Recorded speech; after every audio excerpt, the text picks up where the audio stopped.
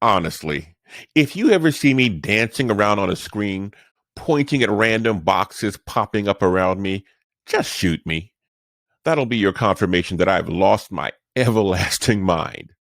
But I get it. That's what you have to do these days if you want to be discovered on Instagram, according to the experts. And so it's no wonder that photographers are now becoming more and more disillusioned with the platform that was a must see and a must have destination for us. And now they all flock to Vero, the newest, latest thing for photographers in the social media sphere. It's been around since 2015, made a resurgence in 2018, and now it's back again as the alternative to Instagram. But before you go packing up all your pixels and moving on up like George and Wheezy, a few things we should be discussing first. We'll talk about that today.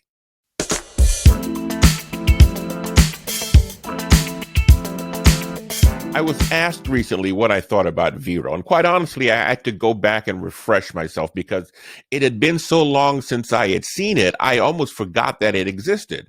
But there it is. The app that was around in 2015 and 2018 is now coming back as the alternative to Instagram. And it's no wonder because photographers are becoming more and more disillusioned with Instagram and the path it's taking. It's being very intentional in saying we're going after the TikTok crowd and not so much concerned about you photographers anymore.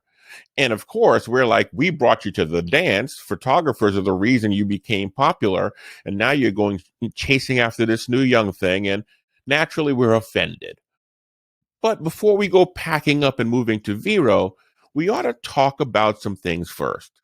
Now, I get why people are more interested now in at least checking out Vero because it positions itself as everything Instagram is not. It says there are no forced sizes for your images, no more having to crop your images to square or 4.5 or whatever to fit there. You can put your images in high resolution so that you can like zoom in if you're a pixel peeper and see what the image looks like much closer than you can in Instagram. And honestly, for the life of me, I don't know why Instagram doesn't have a native iPad app yet. And of course, you can't really work with it the same way on a desktop. And then there's the stupid algorithms that dictate what we see. None of that on Vero, according to them. And then on Vero, you get to determine who sees what. And oh, by the way, you can put a hyperlink in your description. No more link in the bio. All those things that annoyed us about Instagram, Vero is claiming to fix. And so naturally, photographers are going, could this be an alternative? So then when I'm asked what I think about it, my initial thought is I'm not quite sold yet. I remember when everyone had to be on Flickr if you wanted to be seen or noticed. I remember when Google Plus was supposed to be the new big thing that all photographers needed to be on a Google Plus if they were serious. And of course, I remember Vine was a thing back in the day. And oh yeah, who can forget about MySpace? That graveyard that was another must-see social media app back in the day.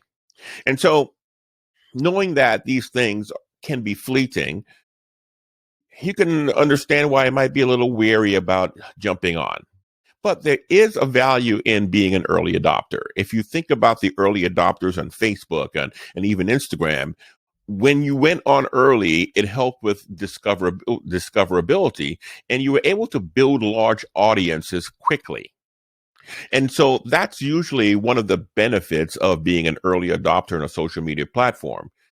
I'm not sure if it's quite working that way on Vero. I've looked up some people who I know, and their audiences don't seem that much bigger than they are on other platforms. And so, okay, that might not be the reason to flock there, but there are all these experiential reasons why Vero is better. Now, the other reason that you might want to go to Vero early is because it is now free. And they're saying if you go on as an early adopter, it will be free for life. And at some point, they're going to have to start charging money to monetize the site. And you being an early adopter, be grandfathered out of that. So, there is that. For that reason alone, I'd want to create a presence on the platform just to get in on the free level in case it blows up and becomes the next big thing. Now, a couple of things you ought to think about before you really go all in. One is, why are you on social media? Like, what is your strategic goal? Is it because you are an enthusiast and you just want to hang out with other photographers and look at cool pictures? Then maybe it can be for you. If you are trying to grow a specific audience, you've got to ask yourself, is that audience there? If I am on social media because I'm a working photographer and I'm using this as a way to find new clients, for instance, or to show my work to other potential clients, then you've got to ask yourself, based on the kind of photography I do, the genre I shoot, are my people there? And usually at this early stage, they're not. And so, that's a minus against moving to Vero if that is your goal. The other thing to think about is, once you're there and you've built this audience, what do you do with them? Now, I always teach in my personal branding and marketing for photographers courses that your goal on social media is to get people off of social onto your own platform, which usually means getting them onto your email list. Because if you want to be able to reach people reliably, you've got to do it on a platform that you control.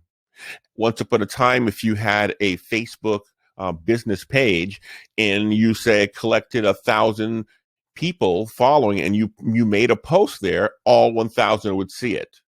And then Facebook said, if you want them to see it, you got to pay me.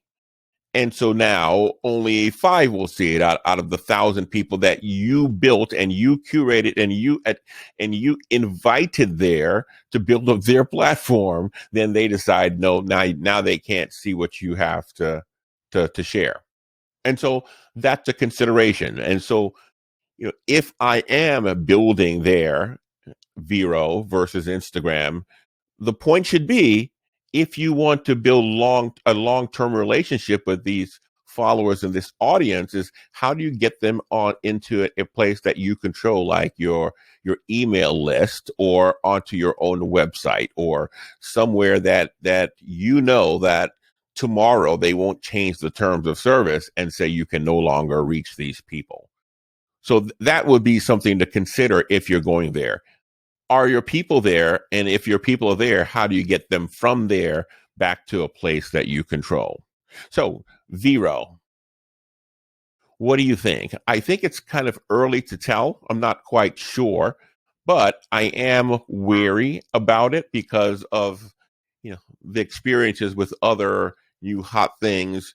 Anybody remember just last year you had to be on Clubhouse, and I don't hear about that as much anymore either. So, just knowing how these things go and the life cycle that is so unpredictable with them, I would be wary about that. And then beyond that, I would want to make sure I knew how to get them out of there in case it tanked like some of the others. So that's it. That's my thing about Vero. And oh, by the way, I'll never be dancing around pointing at anything on a screen. You can bet on that too. In my ultimate guide to camera lenses, I go through everything you need to know to pick your next lens and your best lens. What are the characteristics of lenses? How do we talk about them? What features should you look for as you look for your next lens? And what are some of the decision points? All that and more. You can download it now at lenses.shutterbuglife.com. Lenses.shutterbuglife.com. It's completely free. So go ahead and get it. All right. That's it for this episode of the Shutterbug Life podcast. I'm looking forward to seeing you again next Thursday. Go out and shoot something amazing with your camera. Take care.